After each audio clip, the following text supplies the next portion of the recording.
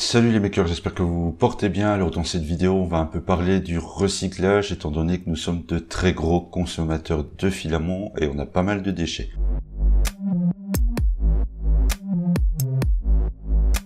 Alors pourquoi cette intro un petit peu particulière? Tout simplement parce que dans cette vidéo on va parler de deux sujets un petit peu particuliers qui vont tourner autour du recyclage. Elle est réalisée grâce à un partenariat avec Ariel Plast qui est un fabricant français de filaments pour l'impression 3D et qui m'a permis de choisir parmi son catalogue quelques filaments à tester. Et du coup, j'en ai profité pour choisir un filament qui commençait à m'intéresser de plus en plus, surtout au niveau du sujet qu'il y a tout autour. C'est du PETG, mais recyclé, donc qui est ici, il est noir métallisé. En plus de ça, j'avais jamais imprimé de PETG. Et du coup, je me suis dit que c'était l'occasion de tester les deux, que ce soit le PETG en lui-même, mais surtout le côté recyclé, voir ce que ça donnait, si c'était aussi bon que du filament non recyclé, donc tout neuf. Alors j'ai pris aussi du PLA en bleu perlé et une bobine de bois en résine, mais ça je vous montrerai à la fin un petit aperçu des impressions que j'ai fait avec. Mais ici, on va vraiment se concentrer sur le PETG et sur le recyclage. Alors, on va pas se leurrer, on sait très bien qu'on a une légère mauvaise réputation en tant qu'imprimeur 3D, c'est qu'on gaspille énormément de plastique, que ce soit au niveau des bobines, que ce soit au niveau des chutes, des ratés. On va pas se mentir, une fois qu'on a fini d'imprimer, on a à peu près un tiers qui finit en déchets et qui termine pour la plupart d'entre nous à la poubelle selon l'endroit où vous vivez. Moi ici ça termine dans les poubelles de PMC, donc qui sont les poubelles réservées au plastique, mais il y a moyen tout à fait de recycler ce filament, de recycler les chutes. Il y a plusieurs écoles, soit vous partez sur du DIY en vous fabriquant votre propre extrudeuse, mais personnellement c'est pas une voie vers laquelle j'ai envie de me tourner parce que le résultat n'est pas vraiment, on va dire, des plus réguliers. Ça reste quand même de la bricole. Il y a moyen d'acheter des machines un peu plus évoluées, mais là, à ce niveau-là, le prix, ça pique quand même un petit peu. Et sinon, on a la version industrielle. Mais là, dans un appartement, c'est vraiment pas possible. Ça prend énormément de place. En plus de ça, extruder du filament, travailler le plastique comme ça reste vraiment un métier. Et je préfère laisser ça à des professionnels. Et quand vous voyez la ligne de production d'une machine pour réaliser des bobines de filament, je vous avoue que la petite machine DIY à côté, voilà, elle me donne encore moins envie. Mais avant de vous parler exactement de quoi faire avec les déchets de filaments qu'on peut avoir, je vais vous parler quand même un petit peu de ce PETG que j'ai commandé, que j'ai testé. Alors si je devais faire un comparatif entre le PLA, l'ABS et le PETG, tout simplement, je vais vous citer quelques avantages et inconvénients de celui-ci. Niveau avantage, c'est qu'il est extrêmement résistant. Légèrement moins que de l'ABS, quoique si vous prenez du PETG chargé au carbone, alors là, vous avez le summum au niveau résistance. C'est un filament qui va résister plus facilement au choc, à la chaleur, à l'usure, à la corrosion, aux produits chimiques et qui est certifié alimentaire. Donc si vous voulez faire des saladiers pour des fruits ou des contenants pour des liquides, il n'y a pas de problème avec le PETG, c'est simple. Regardez les bouteilles que vous avez chez vous en plastique, c'est du PETG. Un des plus gros avantages que moi j'ai pu en retirer, c'est l'odeur. Comparé à de l'ABS, il n'y a absolument aucune odeur, c'est vraiment que du plaisir, il n'y a aucun agent toxique qui s'échappe lors de l'impression comme on peut avoir avec l'ABS où il nous faut le caisson, le filtre au charbon et tout ce qui va autour pour éviter d'avaler les fameuses petites particules toxiques de l'ABS. Ici, ça n'existe pas. Et vous n'avez même pas besoin d'avoir de caisson en particulier. Moi, ici, j'en possède un, mais toutes les impressions que j'ai fait avec le PETG, c'était avec la porte de mon caisson grand ouvert, avec un ventilateur dans la pièce, parce que vu la période du moment, il fait extrêmement chaud. Il résiste extrêmement bien au courant d'air, donc il n'y a pas de warping, rien.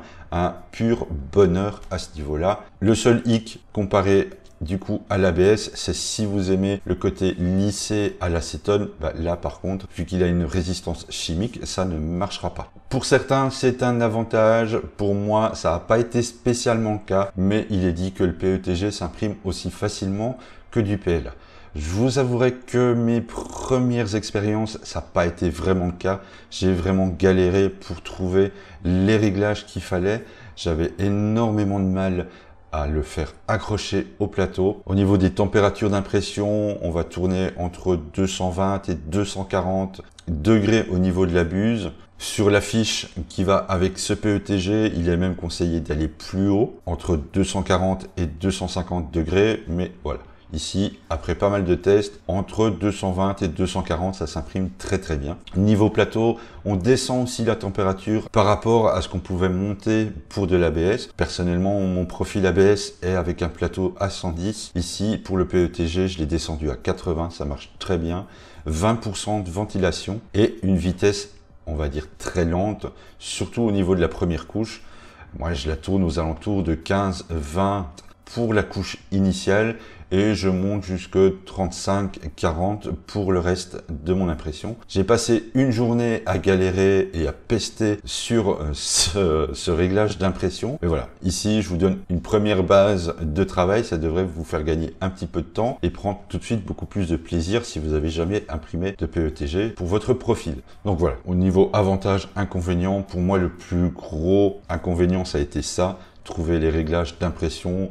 Le plus gros avantage, c'est d'avoir un équivalent ABS sans l'odeur et sans le côté toxique. Franchement, ça vaut le coup. Et je pense clairement que ce PETG va remplacer aussi bien le PLA que l'ABS pour avoir vraiment le mix des deux entre l'impression facile, une fois les réglages trouvés, et la résistance de l'ABS. Je vous laisse avec quelques images d'objets que j'ai imprimés avec. J'ai imprimé ici par exemple une plaque décorative pour ma carte graphique qui est une Nvidia 1050 Ti. Ça m'a permis de le mettre dans un environnement plus ou moins chaud permanent et ça fait maintenant à peu près un mois qu'elle est dedans et qu'elle n'a absolument pas bougé. Alors même pendant des séances de gaming intenses, il n'y a absolument aucune déformation nulle part. Je vous montre ici aussi un deuxième projet qui est en cours avec ce PETG, mais ça je vous en reparlerai dans une prochaine vidéo. Mais sachez tout simplement que c'est un objet qui va contenir de l'eau et que le bol central, j'y ai laissé de l'eau pendant plus d'une semaine et il n'y a eu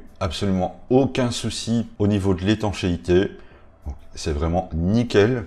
Je vous laisse encore quelques photos d'objets que j'ai imprimés avec et franchement c'est un vrai plaisir. J'adore le rendu de ce filament, le petit côté métallisé qu'il y a dedans est vraiment super. On ne voit absolument pas les couches et c'est vraiment très très propre. Alors de mon côté c'est un filament que vous allez certainement revoir régulièrement dans les prochaines vidéos si vous êtes abonné, car c'est un filament je pense qui va me servir bien plus que l'ABS et peut-être pourquoi pas en remplacement total du PLA, car il y a quand même pas mal d'autres couleurs en dehors de ce filament noir métallisé recyclé. J'ai quelques projets en cours dont je vous parlerai bientôt, qui est fait avec celui-ci. Vous allez voir, il y a moyen de faire vraiment des trucs plutôt sympas. Mais comme je vous l'ai dit au début de cette vidéo, il y avait deux sujets que j'avais envie de traiter avec vous ici. Ce qui m'intéressait particulièrement, c'était le côté recyclage. Alors évidemment, je suis pas une chaîne technique où on va partir sur des trucs très poussés. Je vais essayer de vous faire ça le plus simplement possible. Je vais vous montrer en gros, à l'aide de vidéos que j'ai pu trouver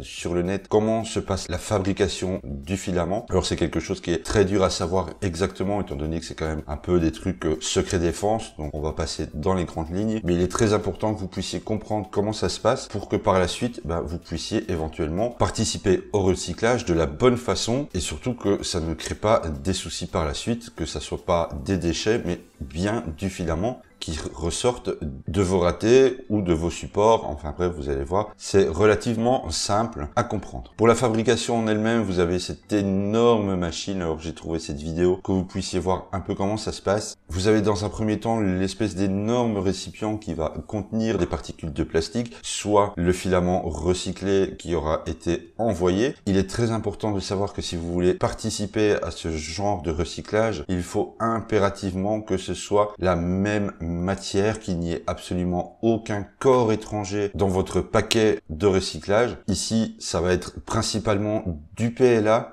non chargé, quelle que soit la couleur, mais absolument avec aucun corps étranger à l'intérieur. Donc pas de bobine, pas de résidus, de ventilateur, de toute autre chose. Il ne faut que du PLA coloré ou pas, non chargé. C'est vraiment très très important. Ou sinon, si par exemple maintenant vous envoyez, on va dire 100 kg et que dedans il y a une autre matière, un corps étranger à l'intérieur, eh bien il faut se dire que tout ce recyclage sera perdu, inexploitable et jeté. Donc ça servira vraiment à rien du tout. Ensuite, une fois que ça passe dans cette machine, il y a vraiment des gros blocs de chauffe qui vont faire fondre ce plastique. Alors c'est par étapes pour enfin sortir de l'extrudeuse. Il va être refroidi ensuite petit à petit dans des énormes bacs d'eau. Et sur la fin, une fois qu'il sera contrôlé à la bonne taille, au bon diamètre, il va être enroulé sur nos bobines. Alors, c'est vraiment un gros résumé, c'est vraiment une façon très simple de l'expliquer, mais je pense que comme ça, vous aurez compris en gros comment est fabriqué le filament. Alors, au niveau d'Ariane Plast, comment ça se passe si vous êtes intéressé de participer au recyclage de votre PLA? Alors, tout simplement, vous pouvez garder chez vous, dans une caisse, une poubelle, un container, ce que vous voulez,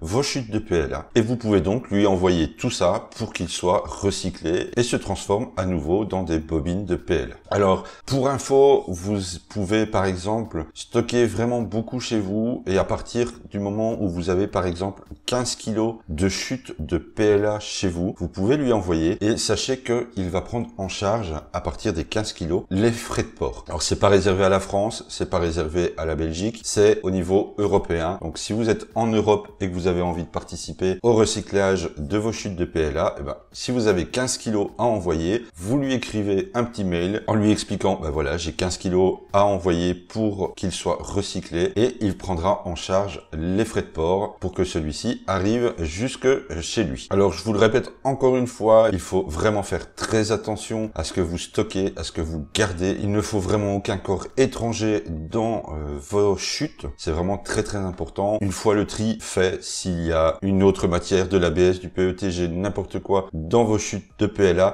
c'est foutu, c'est bon pour la poubelle. Il ne prend en charge aussi que le PLA venant de particuliers, car au niveau du PETG, il y a des grades différents, des grades industriels, donc ça, il ne prendra pas si ça vient d'un particulier. Il n'y a que le PETG industriel qui est pris. Idem pour l'ABS. Ici, on ne parle vraiment que de PLA. Alors, je sais que je répète souvent, mais c'est vraiment pour que vous puissiez bien comprendre comment ça fonctionne. De toute façon, si vous avez la moindre question, n'hésitez pas à vous rendre sur le site, à lui envoyer un mail. Si vous avez des doutes, si vous avez d'autres questions sur le principe, sur comment il fonctionne, n'hésitez surtout pas à lui écrire. Il vous répondra vraiment très rapidement. Dites-moi dans les commentaires ce que vous pensez du principe du recyclage du PLA. Si vous participez déjà à votre façon, comment, si vous avez d'autres bons plans, si vous avez envie de donner des infos beaucoup plus poussées, n'hésitez surtout pas à les mettre dans les commentaires, ça peut toujours servir, ça peut toujours intéresser. Ici, c'est vraiment une façon simple, j'espère, de vous expliquer ce fonctionnement, et puis on va essayer